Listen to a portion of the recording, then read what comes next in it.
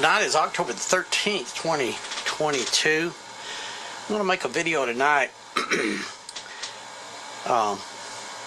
with one particular purpose in mind, is to help a good gentleman troubleshoot blowing fuses and how to troubleshoot a power supply in an McIntosh MC40. I don't have a 75, I have a 40. But I know the power supply is the same. It's a voltage doubler. Here's what it looks like. I got all this off the internet. Transformer here, 2 diodes, 2 capacitors.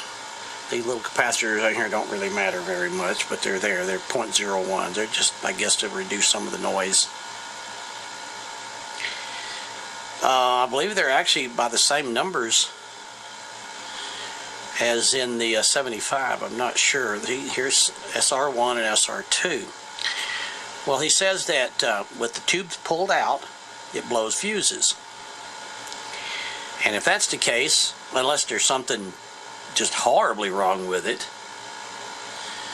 like the filament windings are shorted. If the filament windings were actually shorted somewhere out here, it'd probably blow the fuse. If the high voltage winding was shorted internal to the transformer, it'd certainly blow the fuse. But let's don't go there yet. Let's don't assume the absolute worst. I mean, these transformers should last 100 years. I have no idea. You know, they're going to last a very long time.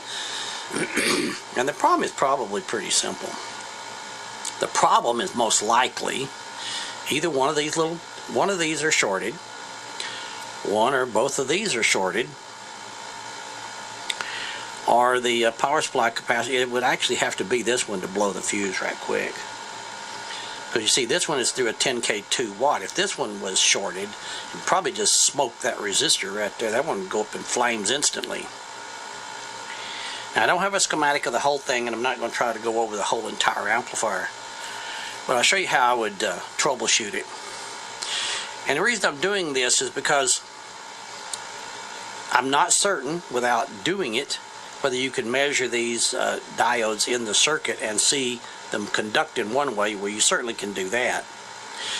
Or if they will actually show an open circuit when you measure them in the reverse direction. If you use a standard meter, say like a meter like this, this is a wonderful old standby meter that there's a lot of them out there, or this is a triplet or a Simpson or whatever. If they are wired correctly, and I think most of them are, Radio Shack, whomever, if you put the negative lead on the cathode, which is the way the arrow is pointing, or the banded end of the diode, then it should conduct. And if you, with a negative lead here and the positive lead here, this diode should conduct. And if you reverse the leads and put the positive lead here and the negative lead here, it should open. Same thing here, negative lead here, positive lead here, it will conduct. Reverse it and put the positive lead here and the negative lead here, and it won't conduct. I don't know exactly what you're going to get in the circuit, because you're also going to be measuring somewhat across these capacitors, so it probably won't show a complete open circuit. But in this gentleman's case, it blows fuses even with the tubes out, so we know it's not a shorted tube. So I don't know if this is going to be any help or not, but this being a voltage doubler, I've built several amplifiers with voltage doublers. I like voltage doublers. I use one in a kilowatt RF amplifier. It runs 4,000 volts on it. That is a voltage doubler with the mercury vapor rectifiers. I showed that actually last night. So let's take a look at it. Okay. Again, this is the 40 watt Mac amplifier known as the MC40. It has not been turned on or plugged in for months, if not a year or more. But the way I'm going to work on it is I'm going to pull all tubes out. This is a perfectly good amplifier. That's why I want to do it like this.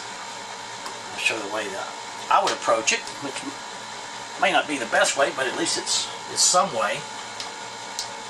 By the way, I want to tell you something that I learned the hard way by a complete mistake.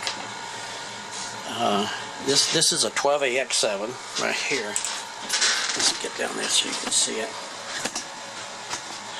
12AX7, 12BH7, 12U7, 12AX7. One time, not paying attention, I ended up putting a 12AU7 in this right here. And it won't work if you do that, because the bias on these tubes is something like minus 54 volts or something in that range. And if you put a 12AU7 in here, it drops to about half that. And the plates turn red, and you just can't figure it out. You can measure it and scratch your head and go, I don't get it.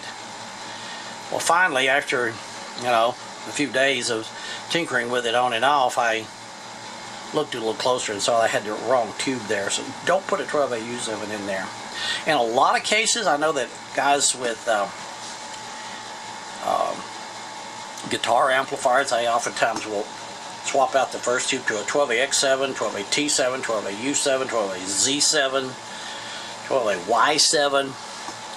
Those are all tubes with different gains, and you can probably get away with it up there. But the design of these amplifiers, you cannot get away with it down here. It has to be that high gain triode. Okay, with all this said, I'm going to take the bottom off and be right back. Hang on. Okay, well, here we go. What we're going to do first is we're going to read these two diodes right here. Now, I've rebuilt this amplifier to some extent. I changed all the capacitors, put new diodes in it. It actually turned out very nice. I got a new capacitor here, here, here. All these are new. The electrolytics are new here. The exact values they call for. So it's in a really pretty shape. It's been a long time since I've looked under it.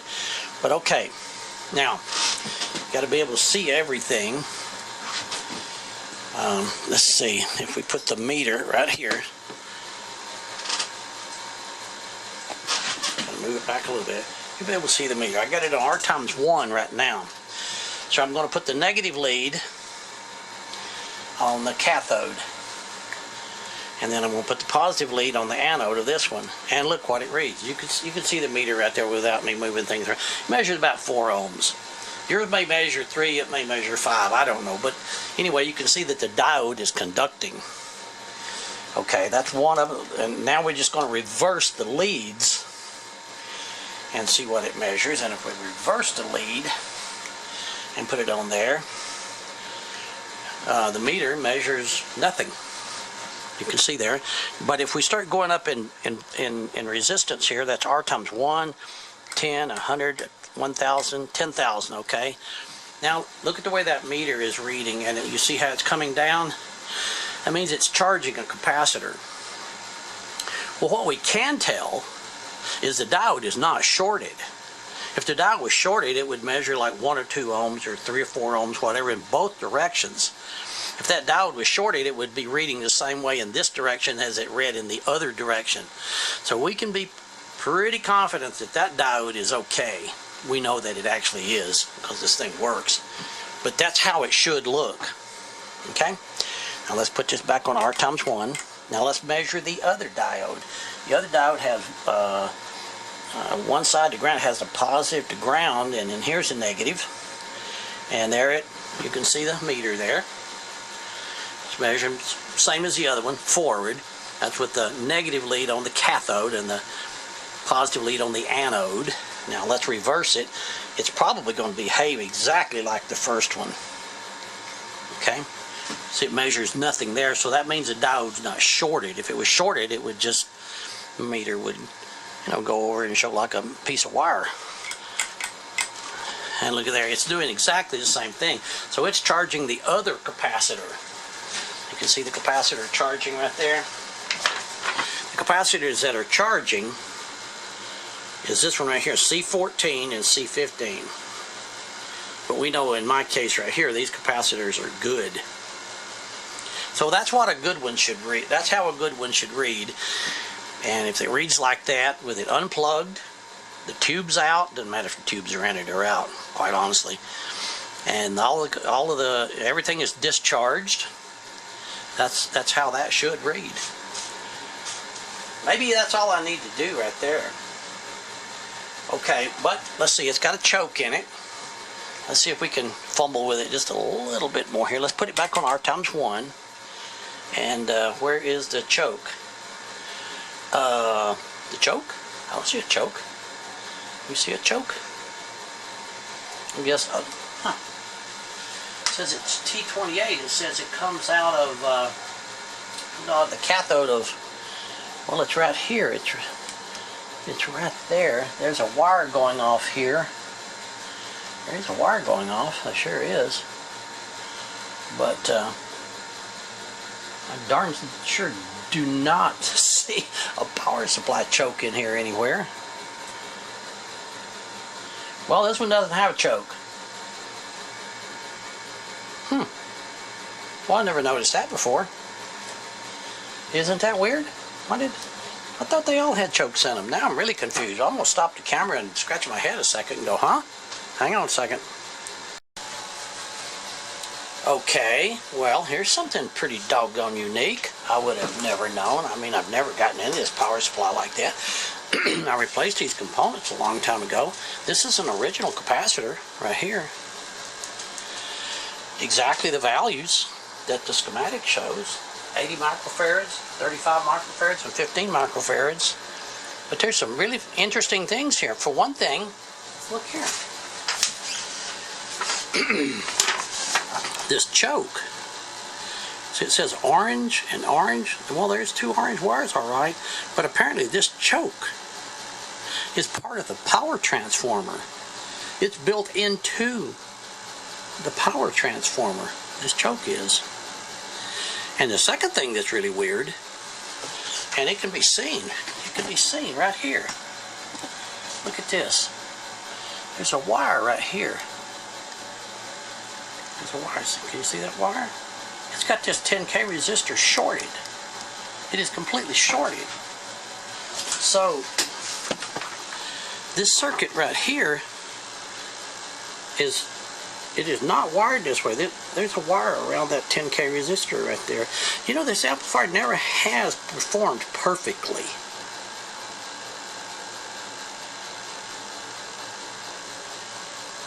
And I wonder if that's it. I mean, everything, these values are the same. It's got the 100K resistor right here draining it. It does have 150K there instead of 100, which probably doesn't make a lot of difference. It's got a 10K. Every component in here is correct, except this is a 150K instead of 100K. That might be a normal change. Things like that do happen, but this resistor right here is completely shorted out. And this is 150K. I wonder if that is an old thing or a mod or whatever. But the point of it is, yeah, and then this is a red wire right here going over to the power to the output transformer. Wow, this is crazy. You know what I'm going to do? I'm going to hook this thing up and test it. And then I'm going to cut that jumper loose across there, and maybe I'll even change that to 100K. I'll probably just put another resistor across it. I'll figure out the value of the resistor needed to make it 100K. If one that's in there is 150K, if I put another 150K across it, it'd be 75. So I need to I'll figure out the value of that. Now, isn't that interesting? Here's that thermistor that that was talked about. I changed this. This is a new one. I changed it out. That's not a big deal. It's supposed to be like 25 ohms or greater when it's cold, and when it gets hot, it'll drop to like an ohm or two. But that is really puzzling. Well, before I start powering this thing up, I will go over the bias resistor, bias supply. Here's the bias diode right here. And there's the bias capacitor, which is this guy right here. See, there's that little, whoops, come on, focus now. There's that little bias diode, SR3. There's the capacitor. Of course, it's reverse polarity. It's got the plus side grounded. These all have the negative side grounded, but they're in a can, these three. Whoops, whoops, whoops, I forgot I'm zoomed in here. Gotta zoom back out. Yeah, these are a can right here, these three capacitors, so the negative side of them is grounded, but this right here, the positive side of this one's grounded, and this is the negative side of that capacitor. And it's supposed to be a minus 150 going up here somewhere, and then minus 52. Remember me saying it was about minus 50 volts or something on the grids of the 6L6s? Well, now that doesn't beat all. I'm trying to show somebody something and run across an issue like that. I would have never known that the choke was built into the power transformer, but I guess it is. Okay, well, let's see where we can go from here. I've got to hook things up and see what I'm going to do. Well, before I forget to point this out, the power transformer is called T2 right here. See, there's T2A right there. It's a type M225, T2A. Look, this choke is called T2B. It does imply, since it's part of T2, it does imply that it's part of the power transformer, and it is. So I guess that explains that. I guess I never looked at it that close. So the choke is part of the power transformer. But I'm still puzzled about why this resistor is jumpered out. I'm going to power it up and measure these voltages, and I'll make some notes right here and see what I get. This is really interesting. I'm trying to help with a fuse blowing problem over my YouTube channel, and mine just blew a fuse because this one, this tube flashed inside and took the fuse right out. So I'll have to put that one in the trash can. Okay. Yeah, I might add, you know, when you change a fuse, you really, really ought to look at the size of fuse that you put back in there and make sure it really is what you think it is. And the reason I say that is I've got boxes and boxes of fuses, and it wouldn't be hard. This is a 3 amp fuse. That's what it says it's supposed to be. You know, it said it's supposed to be a 1.5 amp. Well, anyway, I put a 3 in there and it blew it. Maybe I'll put a 1.5 amp in a minute. Okay, but anyway, it blew the 3 amp fuse quickly, just from the flashing of one 6L6. I'm letting it warm up real good right now. But I'm saying that when you take a fuse out, you should look at it, and when you put a fuse back in, you should definitely look at it and make sure you know what you're putting in there, because how hard would it be to get a 20 amp or a 30 amp fuse mixed up and in the wrong bag where you're supposed to have 3 amp fuses, you know what I mean? And then you accidentally, because you're not paying attention, and you put a 30 amp fuse where a 3 is supposed to be, and then you smoke your power transformer, and then you figure it out a long time later, and that would be regrettable, wouldn't it? Anyhow, I just thought I'd throw that in while it's warming up. Well, actually, it's warmed up enough right now. I'm going to measure the voltages now. The voltage that's supposed to go up to the center tap is supposed to be about 470 volts. So I got to put my left hand in my pocket, and that is this voltage right here. And it's supposed to be 470, and on a meter that I absolutely trust, I don't have to zoom in and out, it says it's 437, so it's a little low, isn't it? It isn't 470, but the thing about it is, I mean, I can understand it being a little low. It is a bit low, but it's supposed to be 380 over here, and as low as 170 on the other side of that 150K resistor. And over there, it is, left hand in the pocket, being very, very careful, it is 150, 149.5, 150. So all my voltages are a bit, I know why. I got it into 125. Let's put it into 117. There we go. Okay, now let's start over. Now my high voltage is 465. Wow, look at there. 465. That's correct. It says 470. 5 volts is certainly close enough. And then for the low voltage side, it's supposed to be as low as 170 for some of those 12AX7s and stuff. And it is 158. So it's a little bit low. And that might be because that 100K resistor is 150K. That 150K resistor right there, can you read the colors? See right there next to that 10K? 10K 2 watt, then there's 150K 1 watt. See that? Well, I think what I'm going to do right now is make real genuine measurements with all this fancy stuff over here. And then I'm going to cut that bridge out, just snip it out. That has that 10K resistor, jump it out, and see what the performance is then. That might be kind of an interesting experiment for the night. Let's see what happens.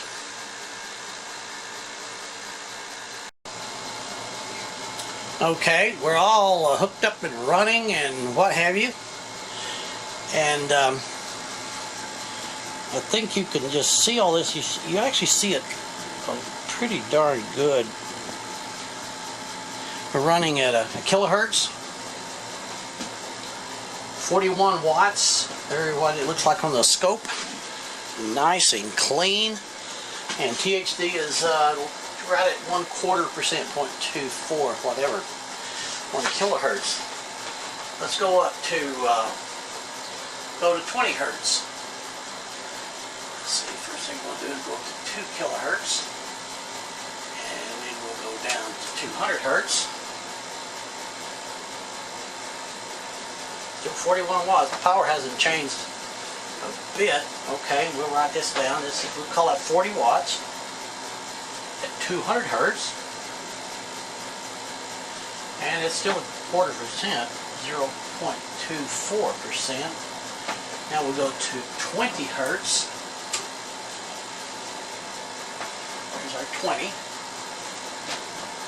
There's our power, 40 watts.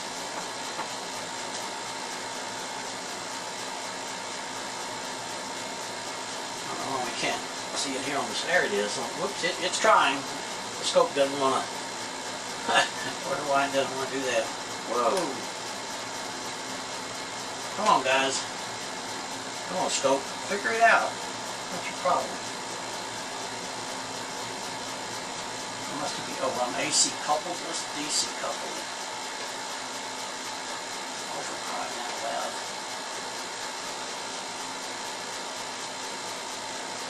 Well, I don't know why I can't see it over the scope. The scope works.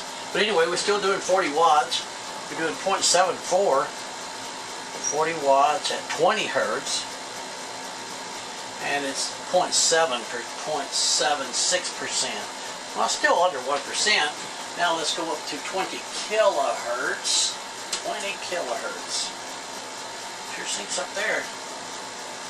There's our 20 kilohertz, 19.859. We're not going to split hairs.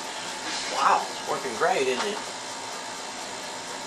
We're doing 39.4. If you do the ratio of 39, do 10 times the log of the ratio powers, you'll see that that's dropped a fraction of a decibel. 39.5 watts at 20 kilohertz at 0.5%. I don't think I need to fix it.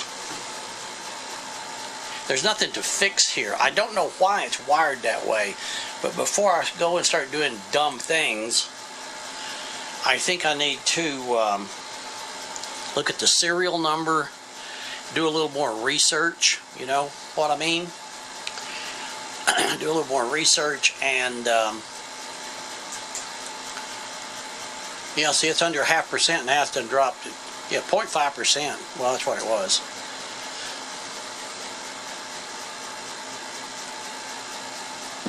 think you can see that without too much glare. I'm not sure which one causes the most amount of glare. Or just a little bit of dark. Yeah, it's kind of dark.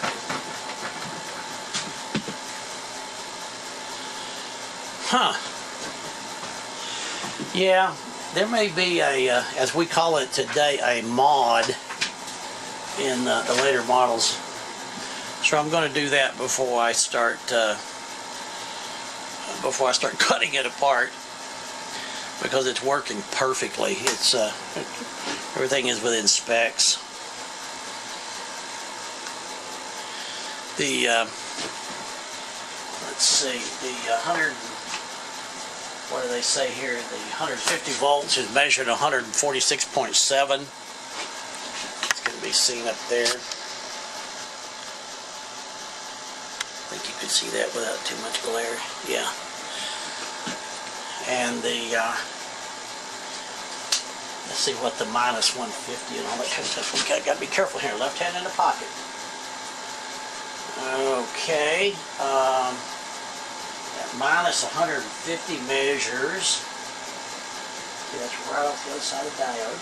Oh my goodness, I don't want to short anything out here. Okay, right hand in the pocket. Okay. It's minus 166.8. And on the other side of a resistor here, which I can't really get at. I'm not going to go there. Left hand in the pocket, looking over with the right hand, and back to these voltages again. The 470 is 444 under full power. Now if I turn the power down, if I drop it to 0, that should rise, and it does. It rises at 470. Exactly what the manual says. That is incredible. Okay, well there you go. For what it's worth. It does say that the choke is inside the power transformer, and I don't know if the MC75 is going to be wired exactly the same way, but it's going to be similar. By the way, let me see if I can set this thing down with it powered on. Right, left hand in the pocket, right hand pinch it off. Remove that guy, and very carefully, touching only the chassis. Let's set it up here. It is running a pair of beautiful vintage RCA 6L6s. Probably some I don't know, maybe some 1960s or 70s.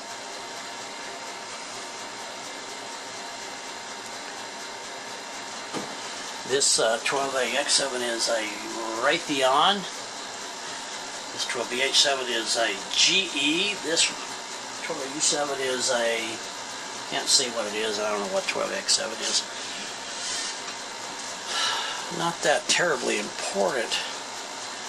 But it sure is working. Well, anyway, I think I'll post this for the good gentleman to use, and hopefully it'll help him. And if nothing else, we learned two things.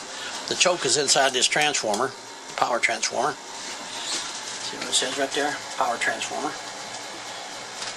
Power supply choke is inside it, and some of them, this one, for whatever reason,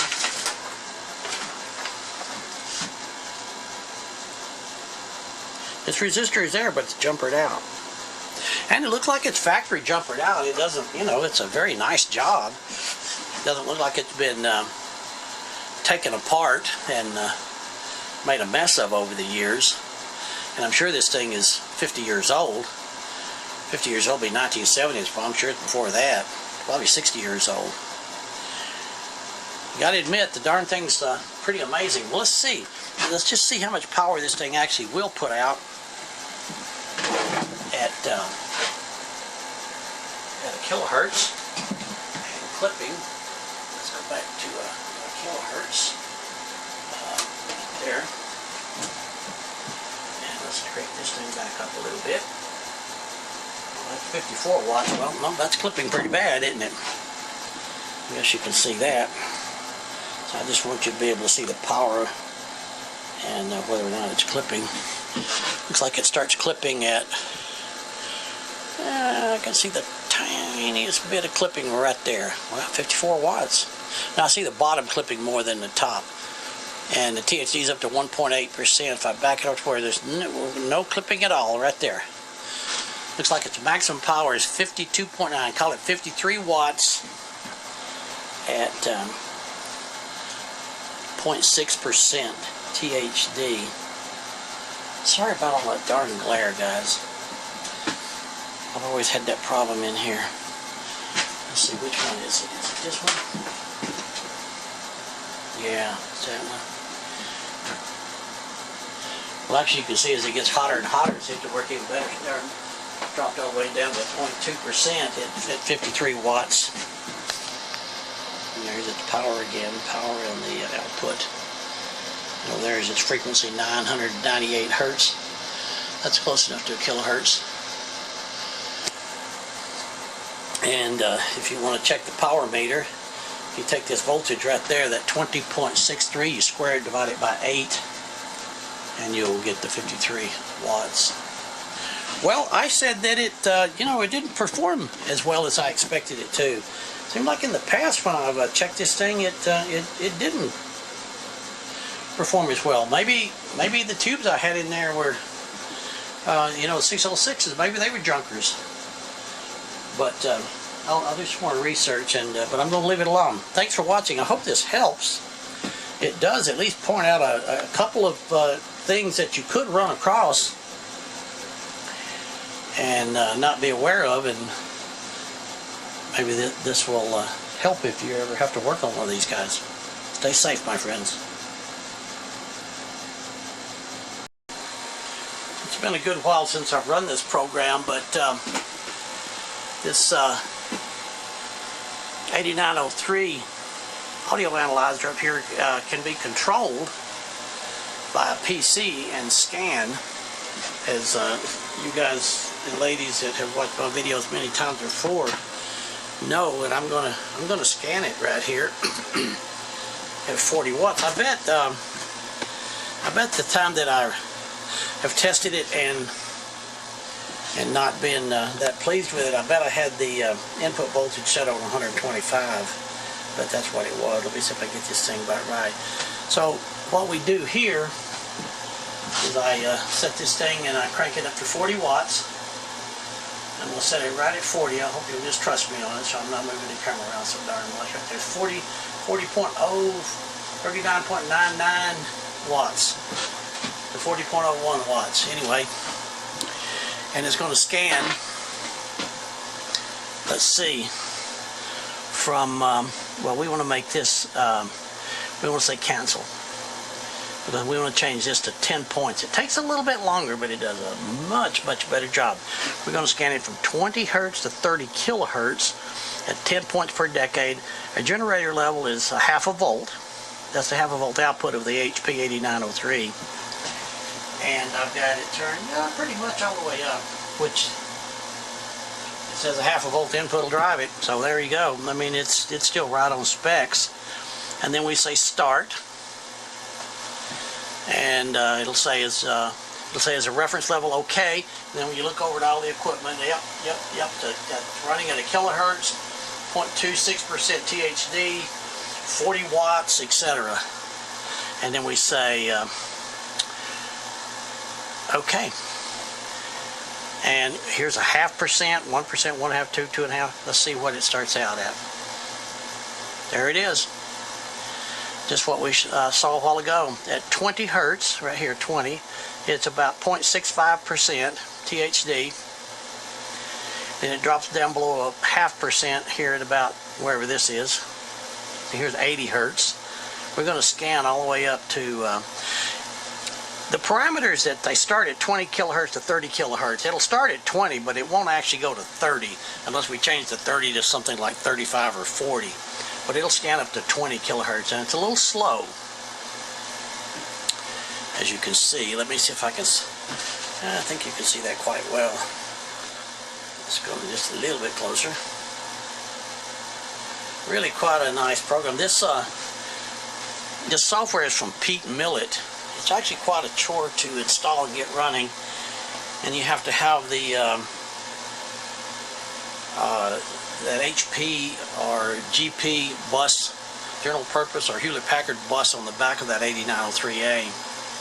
I did this a number of years ago, and it's really quite nice. Seems like I remember the last time when I made that comment it wasn't quite as good, is that at 20 kilohertz it was too high or something, but we're going to get the same numbers we did when we ran it in static, I'm sure. We'll see, it ran up to 25 kilohertz. Okay, well, it says at 20 hertz it's 0.65%.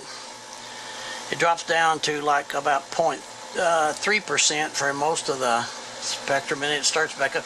It crosses to 0.5% again at, somewhere right here at about 20 kilohertz, I guess. And here's a 25.1, it's about 0.6%. Well, I don't know, where is 25.18? I don't know if it's that line or the very end of it, but anyway, it is definitely well within specs. I have a feeling I must have run it at, well, I'll tell you what, we can do this. Let's do it again. Okay, I'm going to switch this thing over to 125 volts. We're going to have to run a completely different one, because it will run at a different power level now. But that's okay. That's okay. We will just start another one here, because I can run trace 2, 3, and 4, but I can't adjust the voltages. I hope you understand what I mean. So we'll start another session here. We'll change this over here. I guess it starts out at 0.3. We'll change this so it'll be just like the other, 0.5. And we'll change this to 10. 10, and then we're going to say start, and it's going to say is the reference level okay. And right now the reference level, wow, that's pretty darn close. It's at 39.57. 0.23%. I'm going to touch it up just ever so slightly to 40 watts. Well, I didn't expect that. Okay, now let's run it again with the AC switch at the 125 volt position. I'm trying to figure out what I saw a long time ago. Seems like it's almost even better. It's 0.6%. Look here there. Doesn't seem to matter, does it?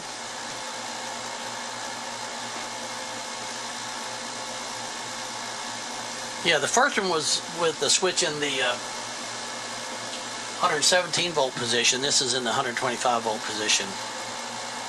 Maybe, like I commented a while ago, maybe I just had some bad tubes in it. Maybe the alpha tubes were no good. These RCA one must be a cat's meow, because look at that thing. That's down just a little bit over 0.2%, which is what it says up there on the other meter. Can't see it all at once unless you can glance around. But this is the output of the Hewlett Packard. This is not the PC running. The PC is just running the software and displaying it. The actual test is being run by the HP 8903.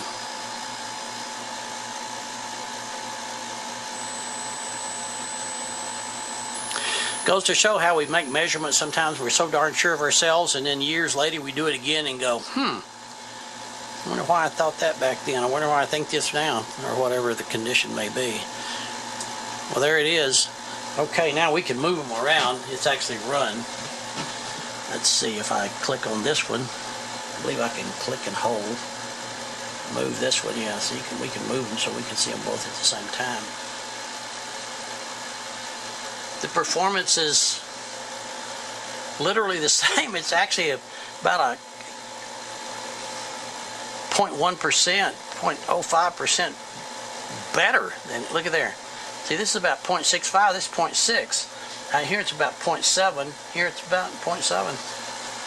Didn't make any difference at all, did it?